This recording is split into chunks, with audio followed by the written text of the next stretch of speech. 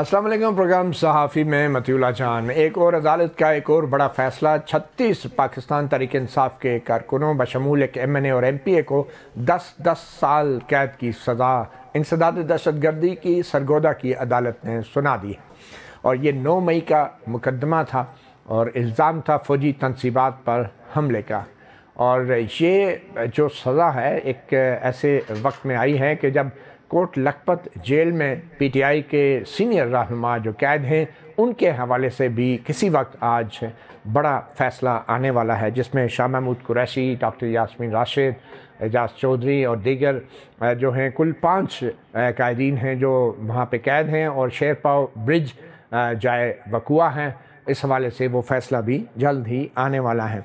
आखिर ये सज़ा जो 36 अफराद को सुनाई है बिला तफरीक और सब के सब जो मुल्ज़मान थे उनके ख़िलाफ़ बज़ाहिर जुर्म साबित हुआ है। इस फ़ैसले की वजूहात तौजीहात या रीज़निंग तो अभी तक नहीं आई, मगर ये हैरानकुन बात है कि तमाम अफराद को एक जैसी सज़ा सुना दी गई है। ज़िंदगी के 10 साल इन कारकुनों से जो लिए गए हैं, इनकी वजूहात जो हैं वो तो बाद में मालूम होगी। इसी वाले से आज हम बात करेंगे और फिर आगे जाके तहरीक इंसाफ ने जो एहतजाज की कॉल दे रखी है और फिर बानी PTI से आज अडयाला में एक वकील ने भी मुलाकात की है, जिसके बाद अलीमा ख़ान ने भी मीडिया से गुफ्तगू की है, उसके बारे में बात करेंगे।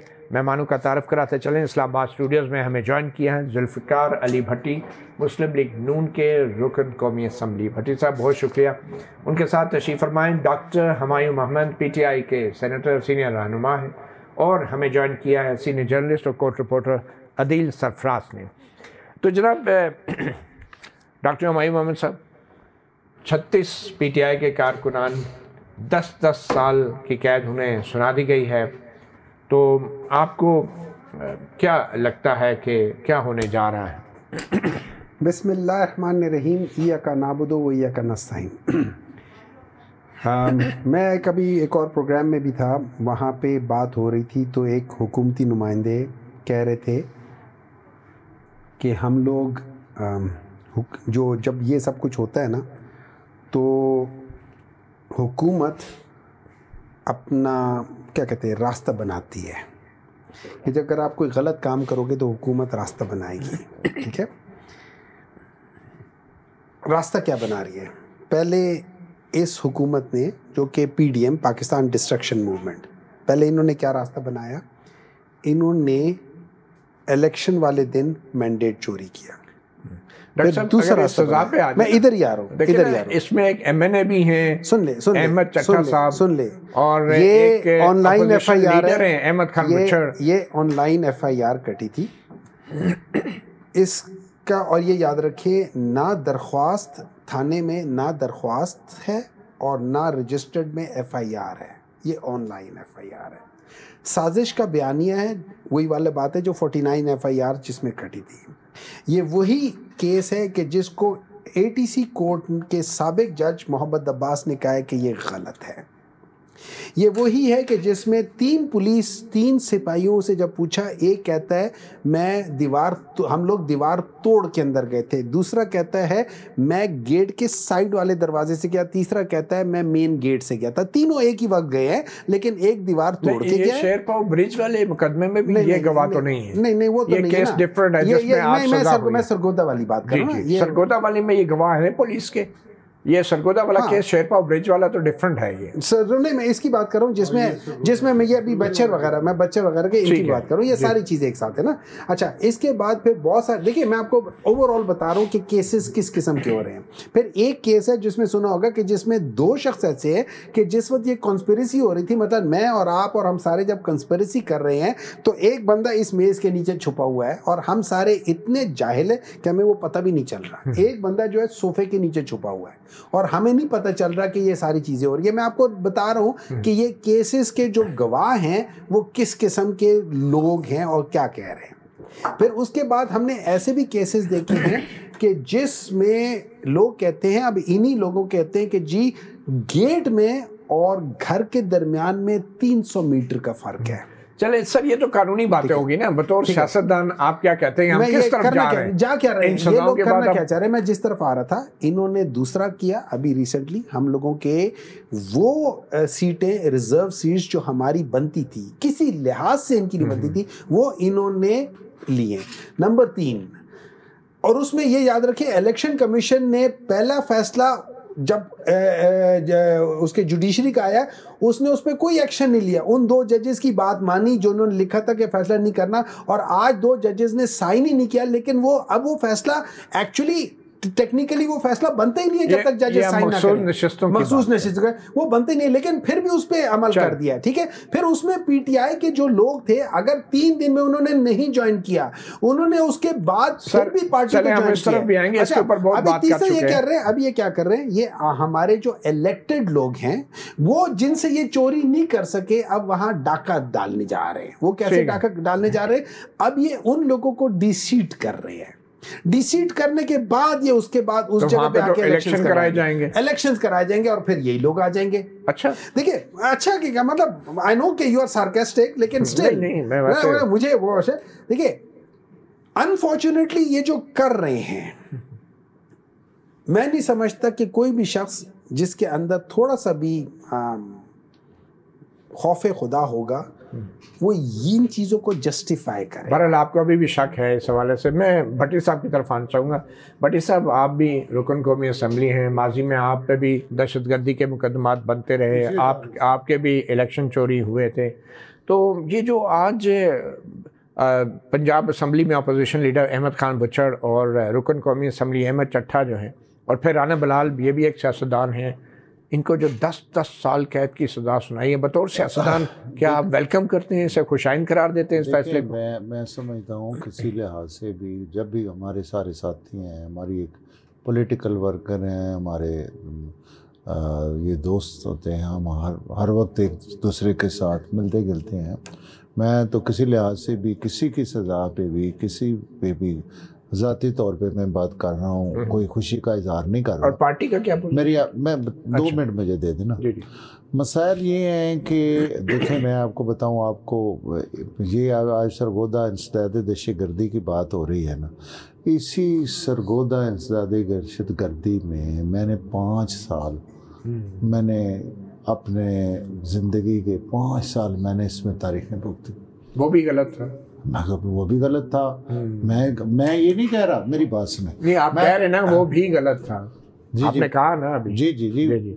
देखें, अब मसला पता क्या है, अब जैसे डॉक्टर साहब कह रहे हैं, देखें, जब हमने अपना KPK में हमने हल्फ लेके अपनी हुकूमत बना ली, कौमी असम्बली में हमने हल्फ उठा के लीडर ऑफ नवाज शरीफ दौर की बात कर रहे हैं? नहीं, अभी की बात कर रहा हूँ। अच्छा, ठीक है। जितना भी PTI की बात कर रहे हैं, PTI की बात, इन्होंने हुकूमत बना, देखिए, इन्होंने तमाम इस चीज़ को तस्लीम करके ही हल्फ लिया ना, सूबे का भी लिया, मरकज़ का भी लिया, फिर उसके बाद वज़ीर आला भी बने, और फिर ये लीडर ऑफ द अपोजिशन भी बने, और फिर अभी सेनेट के इलेक्शन में भी सर, आप वेलकम नहीं करते। ये बड़ा फैसला है, इसके ऊपर बात करते हैं, आप वेलकम नहीं कर रहे। देखिए, वेलकम मैं समझता हूँ कि हमें एक बंदा कोई किसी, ये अफसोसनाक वाक़या, अफसोसनाक बात, बिल्कुल, कि ऐसा काम ही नहीं करना चाहिए जिससे ये सूरत-ए-हाल पैदा। हाँ, ऐसे काम नहीं करना चाहिए कि जिससे आपके साथ कोई ज्यादती करे। बिल्कुल, ज्यादती नहीं, सूरत-ए-हाल पैदा। अच्छा, बड़ी साहब ये बताएं ना कि ये बैरिस्टर अकील साहब ने इस फैसले को खुशाइन करार दिया है और वेलकम किया है। वो नून लीग के तर्जुमान है बैरिस्टर अकील, और वो जाहिर बात है नवाज शरीफ साहब के भी तर्जुमान है, तो नवाज शरीफ साहब भी इसको वेलकम कर रहे हैं इस फैसले को। देखें, मैं वर्ज करूँ, वो ये सवाल आप बैरिस्टर अकील से करें। आपका ये मौक़िफ़? मेरा मौक़िफ़, मैं तो किसी सूरत में भी इसको वेलकम नहीं करता। मैं बिल्कुल वेलकम, और नवाज शरीफ साहब भी नहीं करते। देखें, मैं मियाँ साहब यकीनन जो है वो इस किस्म की कोई भी सोच इतने बड़े लीडर की नहीं हो सकती कि वो किसी को तकलीफ में देख के या किसी को और किसी से ज्यादती और वो चुप रहे। बिल्कुल चुप भी नहीं, वो अफसरदा हो गया। ये बात नहीं है, चुप तो देखें, जब हमारे पे हो रहा था, कौन कौन चुप था, कौन कौन हंस रहा था, छोड़े इस बात को, ये लंबी कहानी है। चलिए अब ये बताएं कि मियाँ साहब वैसे इस तमाम सियासी सूरत हाल के अंदर मुतमईन हैं, खुश हैं, या वो मुतमईन नहीं? देखिए मैंने आपसे पहले भी बात हुई है, मेरा तो काफ़ी अरसा से 5-6 महीने से मेरी मुलाकात नहीं। जब हुई थी तो उनका ऐसा लगा आपको कि क्या वो मुतमईन थे या वो खुश थे? देखिए मेरे साथ तो उन्होंने कोई ऐसी चीज़ डिस्कस नहीं की जिसको मैं ये कहूँ कि वो मुतमईन थे या नाराज़ थे। अच्छा, आपको पता नहीं चला आपके लीडर का मूड क्या है? देखिए मैं तो रूटीन में मिला हूँ उनको। अच्छा, रूटीन। चलो अब मैं ऐसे इस बात को आगे पीछे करके करूँ जो मेरे चले सही। हाँ, लेकिन हो सकता है वो इतना बोलते नहीं है, प्रेस कॉन्फ्रेंस नहीं करते, इंटरव्यू नहीं देते, तो हमें तो लगता है कि वो खुश नहीं है इस मौजूदा निज़ाम से। आपको क्या लगता है? बस नहीं, देखिए मैं इस बारे में कोई ऐसा नहीं देना चाह रहा है। आदिल सरफराज साहब, क्या लगता है 36 कारकुन पीटीआई के, एक MNA, एक MPA, सबके सबको वो जो कहते हैं ना बाटा रेट, 10 साल के लिए आपने जेल भिजवा दिया, और अभी वजूहत तो आनी है, रीजंस तो आने हैं, तो आपको क्या लगा है कि ये जो फैसला आया है इसकी वाकई तमाम 36 के 36 कारकुन जो है उनका एक जैसा जुर्म होगा? हालांकि कई MNA और कई बेचारे सिर्फ वर्कर हैं। सर देखें, बड़ा अनप्रेसिडेंटेड है, और फैसले तो इस तरह के पहले आ भी चुके हैं। इवन इस्लामाबाद की अदालत भी दे चुकी है 10-10 साल सजाएं, मगर ये जो 32 लोग हैं, 32 के 32 लोग, 36 लोगों को 10-10 साल सज़ा, जो अब इसमें देखें ये भी नहीं डिफ्रेंशिएट किया गया किसका क्या जुर्म है। जुर्म की नौयत भी मुख्तलिफ होती है, और इवन एक केस के अंदर भी बहुत सारे जो मुल्ज़िम होते हैं उनकी जो नौयत होती है जुर्म की वो मुख्तलिफ होती है, और इस हिसाब से उनको सज़ा दी जाती है। और मुख्तलिफ केसेस में हम ये देखते हैं। यहाँ पर हम देख रहे हैं कि अब ये एक नया रिवाज चल निकला है, जैसा कि आपने भी वो इस्तिलाह इस्तेमाल की कि बाटा रेट सबको 10 साल लगा दो। अब इसमें एक चीज़ ये समझ में आ रही है कि अगर 10 साल सज़ा होगी, आप भी कोर्ट रिपोर्टर हैं कि 10 साल अगर सज़ा होती है तो फिर सज़ा मुअत्तली इतनी आसान नहीं होती। अगर 7 साल हो, 5 साल हो तो सज़ा मुअत्तली हो सकती है, उसके चांसेस होते हैं। वो भी अगर अपील लग जाए तो अपील लग जाए तो ये भी बड़ा बिल्कुल। और आज इमरान खान ने भी इस पर अपनी राय का इजहार किया है कि उनके तो केसेस ही नहीं लगे। ज़रा से यही खबरें आ रही हैं कि उनको अफसोस इस बात का है, 3 जजेस से उनको गिला है। एक वो जिन्होंने बल्ला छीना, दूसरे वो जिन्होंने मखसूस नशिस्तें छीनी, और तीसरे वो जो अपीलें ही नहीं सुन रहे। बिल्कुल, वो जस्टिस डोगर का हवाला दे रहे हैं, जो chief justice Islamabad high court के।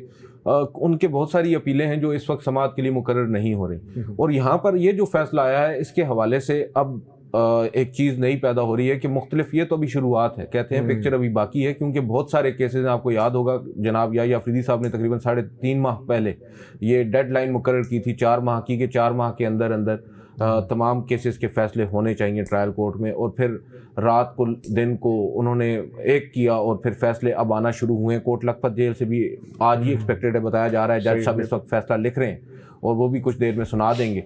तो अब ये एक नई हमें लहर नज़र आ रही है। और सबसे इम्पॉर्टेंट चीज़ जो अफसोसनाक है वो ये है कि इसके बाद क्या होगा। आपने अगर शुरू में ही 10 साल की सज़ा दे दी है, और सबसे इम्पॉर्टेंट चीज़ जो हैरान कुन है, एक वकील साहब जो पाकिस्तान तहरीक इंसाफ के उन लोगों के वकील थे, वो ये दावा कर रहे हैं कि जज साहब ने दौरान समाअत ये कहा है कि जो MNA है और जो MPA दोनों, अपोजिशन लीडर अहमद खान बुच्चड़ और अहमद चट्टा साहब, बिल्कुल इन दोनों के हवाले से उन्होंने ये कहा है कि जज साहब ने दौरान समाअत जब दलाइल हो रहे तो कहा कि इनके ऊपर तो शवाहिद नहीं है, इनके ऊपर आप दलाइल ना दें, ये तो बरी समझें, आप दीगर के ऊपर बात करें। अब अगर उनकी बात को मैं दुरुस्त मान लूँ वकील साहब की, जाहिर बात है रिस्पॉन्सिबल आदमी अगर वो ये दावा कर रहे हैं और ओपन कोर्ट में ये ऑब्जर्वेशन जज साहब ने दी और उसके बाद सजा दे दी है उन दोनों अफराद को भी बशमूल दीगर के 10-10 साल, तो ये भी एक बहुत बड़ा लम्हा फिक्रिया है। बहुत बड़ा लम्हा फिक्रिया है कि एक भी 36 अफराद में ऐसा शख्स नहीं था कि जिसका जुर्म साबित ना हो बकौल जज साहब के, और फिर एक भी ऐसा नहीं था कि जिसको 2 साल 3 साल या 4 साल की सजा होती है। फैसले की डिटेल रीजनिंग पढ़ने से ताल्लुक रखेंगे, अगर कोई हुई तो यकीनन आप पढ़ने से ताल्लुक रखेंगे। एक छोटी सी ब्रेक लेते हैं। वेलकम बैक सहाफ़ी प्रोग्राम में। जुल्फ़िकार अली भट्टी साहब, आज जो जेल ज़राए से ये अब कुछ चीज़ें बाहर आ रही हैं कि खान साहब बड़े गुस्से में हैं, और उन्होंने कहा है कि ये जो मौजूदा सेटअप है ये एक डाकू और डफर अलायंस है। तो आपके ख्याल में ये डाकू किसको कहा गया है? देखें, ये तो खान साहब ही बता सकते हैं, मैं ऐसी कोई बात नहीं करना चाहता। अच्छा। वैसे वो इस किस्म के अल्फाज मेरे ख्याल में उनको वो नहीं इस्तेमाल करने चाहिए अगर उन्होंने किए हैं। हाँ, तो अगर उन्होंने किए हैं, क्योंकि देखें अंदर से जो खबरें आती हैं वो होती भी मशकूक सी है ना। अच्छा। पता भी नहीं लगता भी ये खबर सही है। तो आप मिलने भी तो नहीं देते लोगों को ना? देखिए मेरे पास तो है ही नहीं, आपकी मतलब मैंने तो कोई सेंशन नहीं आपकी हुकूमत है ना सर। नहीं देखें, ये वो जो जेल मैनुअल है उसके मुताबिक ही मुलाकातें होती हैं। मैं दूसरी बात, आप बार बार ये कर रहे थे ना जी 36 बंदे हैं 35 बंदे हैं। देखें जब ये ऐसे हजूम होते हैं, मैं आपको सरगोदा की बात करूँ, सरगोदा में जो शहीद का मुजस्मा था, हकीकत में बता रहा हूँ, उसको एयरबेस पे नहीं एयरबेस पे नहीं था, ये यूनिवर्सिटी रोड पे था। उसको बिल्कुल सारी दुनिया ने देखा है कि उसको कैसे गिराया गया। हाँ जी, वो एक बना हुआ था। फिर मियाँ वाली एयरबेस पे भी सारे लोगों ने देखा है। देखें आप, वो उसमें एक बंदा नहीं था। आप बेशक वो तस्वीरें देख सकते हैं या वीडियो देख सकते हैं। अगर वो जहाँ पे वीडियो में वो लोग नज़र आ रहे हैं, अगर वो लोग नज़र आ रहे हैं, तो आप कैसे आप जस्टिफाई कर सकते हैं कि वो लोग तो सिर्फ वहाँ पे, मेरी बात सुने, वो वहाँ पे तिलावत करने गए थे या वो वहाँ पे कोई नमाज का वक्त था वो अदा करने गए थे। ये अहमद चट्टा साहब और ये अहमद खान बुचर, इनके हवाले से भी वहाँ प्रेजेंस साबित नहीं, देखें मैं और इसलिए जज ने कहा कि इनको तो आप दलाइल ही नहीं देखें। ये तो देखें ना, ये तो उनके एक अपने वकील की बात है ना हम उस वक्त कोर्ट में थे ना आप थे। मेरी बात सुना, इसमें कोई अगर ऐसी जस्टिफिकेशन है तो वो अपील में लिख दें कि जज साहब ने ये कहा, रिकॉर्डिंग हो रही होती है। लेकिन आपको हैरानी नहीं हुई कि 36 के 36 अफराद को 10 साल, देखें 1 साल 2 साल 4 साल 6 साल 7 साल, देखें आपको हैरानी नहीं हुई कि ये देखें, अगर तो मैं जज हूँ तो फिर तो मैं अपने रसूल शूर को देखूँ क्या है। मेरी बात सुने, तो बाकी नहीं देखते। नहीं मेरी बात सुने ना, उन्होंने जो भी सजाएं दी होंगी वो उन्होंने किसी कानून कायदे के तहत ही दी होंगी ना। अगर उनमें देखें कोई किसी को एतराज़ है तो वो आगे वो उसका फॉर्म है, हाई कोर्ट है, हाई कोर्ट में चले जाएं। हाई कोर्ट के बाद सुप्रीम कोर्ट है, उसमें 2 अभी अपीलें हैं। इसमें कौन सी ऐसी बात है? अगर वो गलत सजाएं होंगी तो वो जज ने अगर कोई ज़्यादती की होगी किसी लेवल पे, उन्होंने गलत फैसला किया होगा तो उसकी करेक्शन हो जाएगी। डॉक्टर हुमायूं साहब, क्या लग रहा है आपको, ये खान साहब ने तो जो ऐलान कर रखा है 5 अगस्त के हवाले से, और आपको याद होगा अली अमीन गंडापुर साहब ने 90 दिन की डेडलाइन दे दी थी, तो हतमी तौर पे क्या तय हुआ है, 90 दिन या 5 अगस्त? देखिए खान साहब ने कहा 5 अगस्त तो 5 अगस्त होगा, लेकिन मज़े की बात ये अभी जो आप बात कर रहे थे, इस केस में जो मरकजी मुल्जिम जिसको करार दिया गया था उसका नाम तारिक कहा गया था, और एक और साथ थे जिन्होंने आग, जो कहते हैं ना जलाओ घेराओ और आग लगाया था, उसका नाम हमजा था। आपको पता है उन दोनों के साथ क्या हुआ है? उनको सजा हुई है? नहीं, वो बरी हो गए। वो क्यों? ठीक है, ये तो आप पूछे ना। नंबर 2, अभी वो बात बता रहे थे, अदील साहब कह रहे थे कि जी कोर्ट के अंदर उन्होंने कहा कि इनके ऊपर तो कोई केस नहीं, बरी होंगे। उसके बाद जो उन्होंने फैसला पढ़ा, लिखने और पढ़ने में बड़ा फ़र्क होता है, उसमें कुछ और लिखा हुआ था। ठीक है, लिखा तो उन्होंने नहीं था। अच्छा, एक चीज़ है, कोइंसिडेंस है। सही। कोइंसिडेंस क्या है? 3 सिपाही हैं इस केस में, 3 सिपाही हैं। वो तीनों सिपाही, पहले उनकी एंट्री अलग अलग जगह से है, लेकिन तीनों उसी मौके पर पे हैं। फिर तीनों कहते हैं कि हमने 150 से 200 मीटर दूर ये 110 से 150 लोगों को देखा है और उनकी शनाख्त भी की है। फिर कहते हैं उस वक्त अंधेरा भी था। और क्या मजे की बात ये, इनकी रिसेंटली पोस्टिंग, तीनों की पोस्टिंग इत्तेफाक के तौर पे 2 या 3 दिन पहले हुई है उस थाने में। और मजे की बात ये कि उस थाने में ये लोगों को पहचानते भी नहीं है, उस इलाके में लोगों को पहचानते भी नहीं है। मतलब अगर आप इन सारे कोइंसिडेंस को देखें और इस जजमेंट को देखें, मुझे इस बात की कम से कम एक हुआ है कि राणा साहब ने कम से कम ये कहा है कि जी इस फैसले को थोड़ा सा गोल किया इन्होंने बात को, लेकिन इन्होंने कहा है कि मैं इस फैसले से एग्री नहीं करता। क्यों? कि अगर ये कह देते, मैं ऑनेस्टली, मेरा कम से कम जो लोग मैं समझता हूँ कि यार ये अच्छे हैं, ये बाउसूल लोग हैं, मेरे उस चीज़ से मेरा आहिस्ता आहिस्ता एतमाद भी उठना शुरू हो जाता कि नहीं, यहाँ पे कोई नहीं है, सिर्फ डर और खौफ है। अच्छा, ये जिस तरफ जा रहे हैं, आपने जो बात की कि जो मरकजी मुल्ज़िम थे, हाँ, उनका नाम तारिक कहा गया था। तारिक, हाँ, तो वो क्यों? वो ठेकेदार को तारिक का नाम से, तो क्या उन्होंने कोई प्रेस कॉन्फ्रेंस की थी या क्या किया? देखिए मेरी बात सुने ना, अगर मैंने लेट्स से मैं एक गलत काम करता हूँ, उसके बाद मैं माफी मांगता हूँ, तो चलो मुझे 10 साल की नहीं 2 साल की तो फिर भी मिलनी चाहिए ना सजा। सही।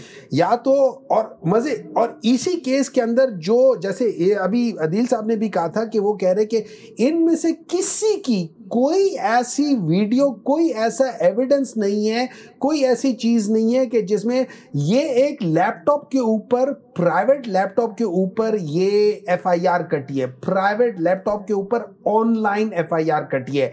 इसका फिजिकल एविडेंस उस थाने के रजिस्टर में नहीं है। चलें, ये वो सारी कानूनी बातें जो अपील अगर लग गई, सर, तो फिर रह क्या गया? और नहीं, अपील लग गई तो क्या होगा? इसी तरह का दूसरा जज आ जाएगा।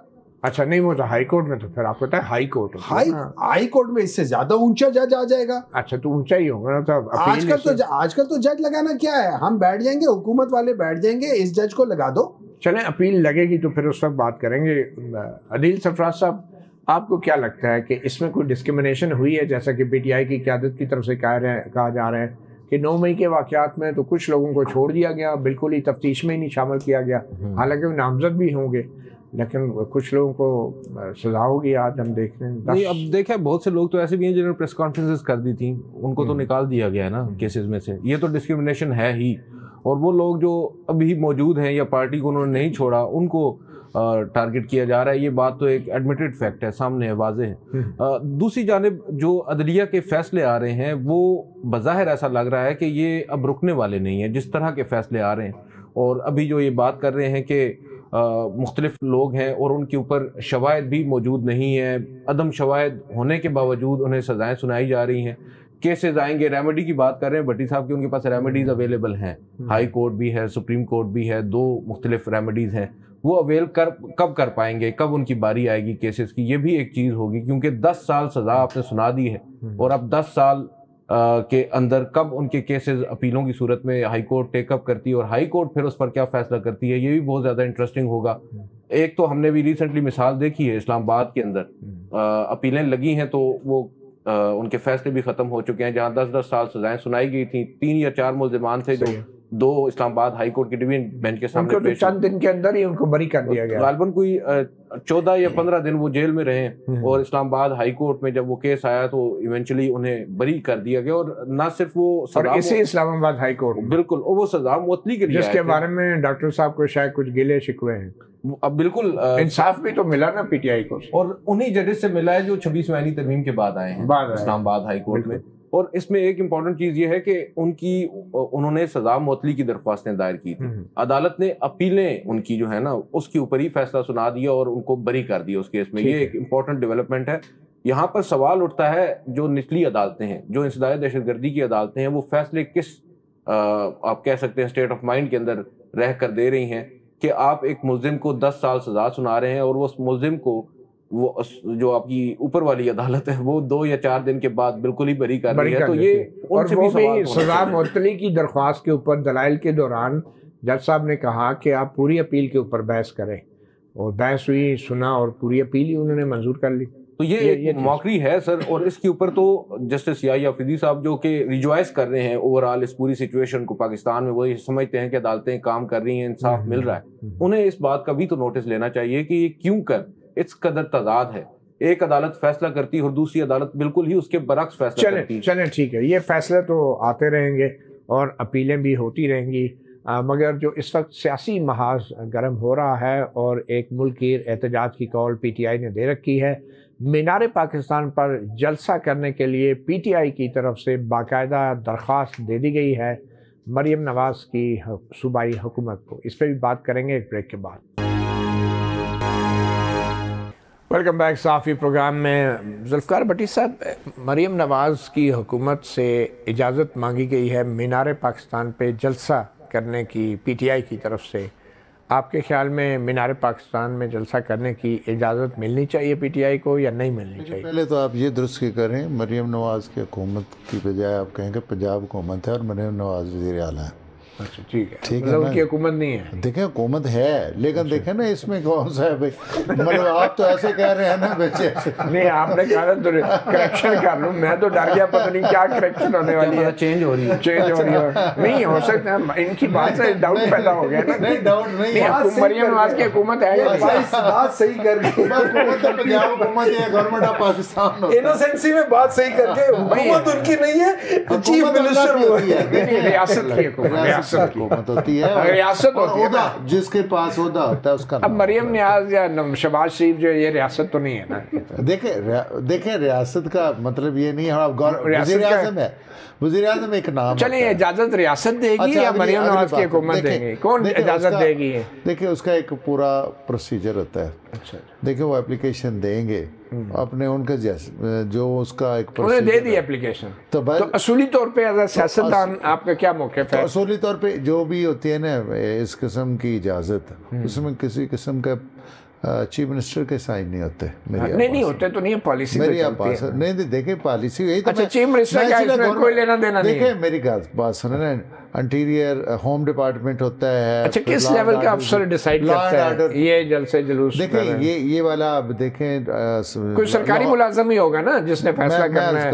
अब लाहौर में है ना कमिश्नर डीसी, इंतजामिया जो है कमिश्नर और डीसी जो इंतजामिया है वो इसको देखेगी, उसके बाद लॉ एंड ऑर्डर्स वाले। मतलब इसमें मरियम नवाज का कोई लेना देना नहीं है बतौर वज़ीर आज़म। जो उसका प्रोसीजर है वो अडॉप्ट होता है सारा, ठीक है। उसमें ये तो नहीं है कि अब उसमें तो आपका वैसे असूली मौक़िफ़ क्या है बतौर सियासतदान के? मिलनी चाहिए। हमारा असूली मौक़िफ़ ये है कि हमारी ये गुजारिश भी है इनसे कि आप देखें ये जलसा ना करें। नहीं मेरी बात सुनिए, ये सैलाब है, कीमती जानें ज़ाया हो रही हैं, और जलसे वाले दिन मीनारे पाकिस्तान में भी सैलाब आ सकता है। आप मेरी बात सुन लेना, थोड़ी तअम्मुल से सुने ना।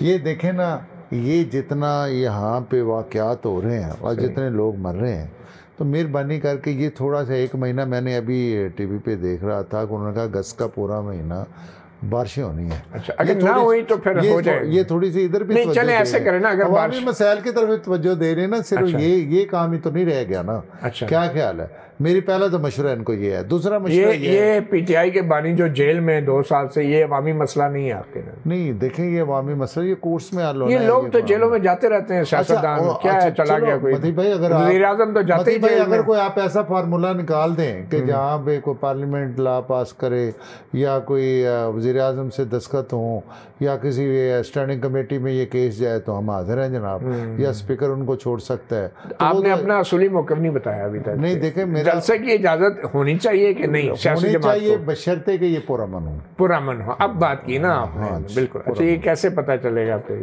ये देखें, ये इनको देना पड़ेगा अपने श्योरिटी, मतलब श्योरिटी दे दें तो फिर आपको इजाज़त कहते मिलनी चाहिए। हमने तो कहा है, जब इधर भी हुआ था हमने तो यही कहा था। और हो सकता है बारिश भी ना हो उस रोज़।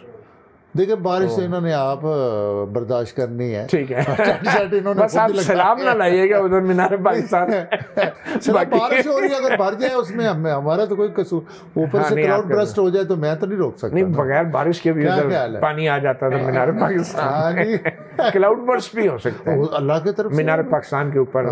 ये तो अल्लाह के काम है, मेरे तो थोड़ा है ये। या वो जो टैंकर बर्स्ट हो जाते हैं, बस पानी तो नहीं छोड़ेंगे। पानी तो आजकल इतना आम है, मैं क्या कर सकता हूं। चलें सर, आपके क्या प्लान है? सलमान और कासिम आ रहे हैं या नहीं आ रहे हैं? अभी भी आपको भी नहीं कुछ पता।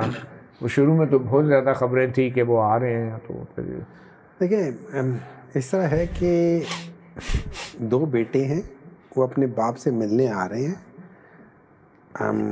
अगर आप कहा जाता है कि आप एहतजाज नहीं कर सकते, पुरअमन एहतजाज भी नहीं कर सकते, जो नॉन पाकिस्तानीज़ है वो नहीं कर सकते हैं, क्योंकि हमारा कानून और उसमें लिखा हुआ है एनी सिटीज़न ऑफ पाकिस्तान।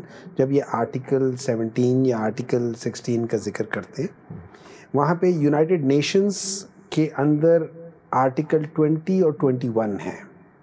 एक ह्यूमन राइट्स पर है और दूसरा इंटरनेशनल कॉवेनेंट के ऊपर है कि जो लोग हैं वो पुरअमन तौर पे किसी भी जगह पे, वो सारे ममालिक जो कि यूनाइटेड नेशन के साथ सिग्नेटरीज़ हैं, वहाँ पे वो जाके अगर पुरअमन एहतजाज करते हैं या असेंबल होते हैं, ये उनका राइट है। नहीं तो उनके साथ कोई अमेरिकी कांग्रेस के लोग भी आएंगे? देखिए मुझे उसका नहीं मालूम कि उनके साथ अमेरिकी कांग्रेस आना चाहिए, मुझे नहीं मालूम। देखिए आना चाहिए, अंदरूनी मामलात में पाकिस्तान के, नहीं देखिए होल्ड ऑन, ये अंदरूनी मामलात पाकिस्तान के इन अ वे हैं, लेकिन ये इस वक्त ह्यूमन राइट्स के वायलेशंस हैं।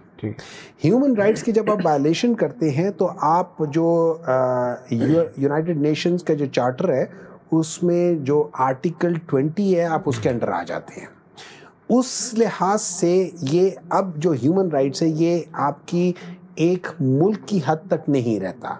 अगर फ़र्ज़ करें अगर ये मुल्क की हद तक रहता या कोई चीज़ होता तो फिर हम लोग कहते कि जी ये तो ये जो पैलेस्टाइन में जो हो रहा है वो दो आपस में मतलब एक ही मुल्क के अंदर दो लोग बैठे हुए ना, उनके डिवीजन ही है ना। मुल्क तो उस जगह पे बेसिकली वो एक ने कहा हुआ ये कब्जा किया जा रहा है, तो फिर हम कोई इसके ऊपर कोई एहतजाज ही ना करें क्योंकि ये हमारा कोई काम नहीं है।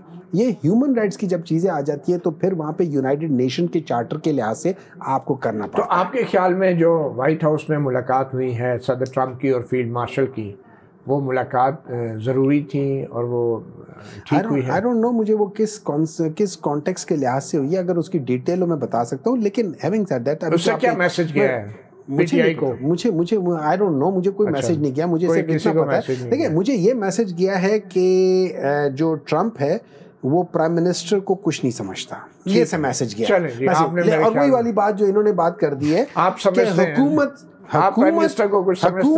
हुकूमत मरियम नवाज की पंजाब में नहीं है। आप खुद कहते हैं हमने एस्टैब्लिशमेंट से बात करनी है, तो ट्रंप बेचारे का क्या कसूर? नहीं मैं तो ये कहता हूँ ना, वो तो हमारी बात को एंडोर्स कर रहा है ना। अच्छा वही ना, तो वही हमारी बात को एंडोर्स कर रहा है। आप और ट्रंप एक पेज इन्होंने भी उसी बात को एंडोर्स किया है कि हुकूमत उनकी नहीं है, वो सिर्फ चीफ मिनिस्टर है, और उन्होंने उसको एंडोर्स किया है कि ये डिसीजन मेकिंग जो है ना ये वहां पे एक सरकारी मुलाजिम करेगा और वो नहीं कर सकती। तो ये सारी बातें उसी को एंडोर्स कर रही है। देखिए डॉक्टर साहब बड़े बादशाह बंदे हैं, हमने कतन ये नहीं कहा कि मरियम नवाज की हुकूमत नहीं है, अल्लाह के फजल से हुकूमत। अच्छा आप मेरी बात तो हो गई आई गई? नहीं हो नहीं गई। अच्छा अल्लाह के फजल से वो हुकूमत है, वो चीफ मिनिस्टर है और उसने मनवाया है। आप मुझे बताएं पाकिस्तान का कौन सा चीफ मिनिस्टर जिस हद तक देखें मेरी लॉ एंड ऑर्डर को देख लें, डेवलपमेंट को देख लें, हर पहलू को हाई कोर्ट ने उसका भी नोटिस ले लिया लॉ एंड ऑर्डर का, मेरे मुकाबलों का वो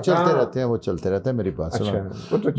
देखें आप मुझे बताएं उस चीफ मिनिस्टर जितना किसी ने, वो खातून चीफ मिनिस्टर है ना, ये जितने हैं बड़े बड़े कद्दों वाले, मूंछों वाले, बालों वाले और बड़े कड़ियल जवान, मेरी बात सुनो, वो मरियम नवाज ने वो देखें मेरी बात सुनो, उन्होंने कौन सा ऐसा पहलू है अवामी जिस इतने प्रोजेक्ट्स हर रोज कोई ना कोई ऐसा प्रोजेक्ट्स में, तो ये वो वजीर आला हैं तभी कर रही है ना। दूसरी बात मैं एक बात बताऊं, जैसे डॉक्टर साहब ने मतलब जो काम मूंछों वाला वजीर आजम नहीं कर सका वो बगैर मूंछों वाली वजीर आला ने कर दी। मेरी बात मैंने देखें दूसरी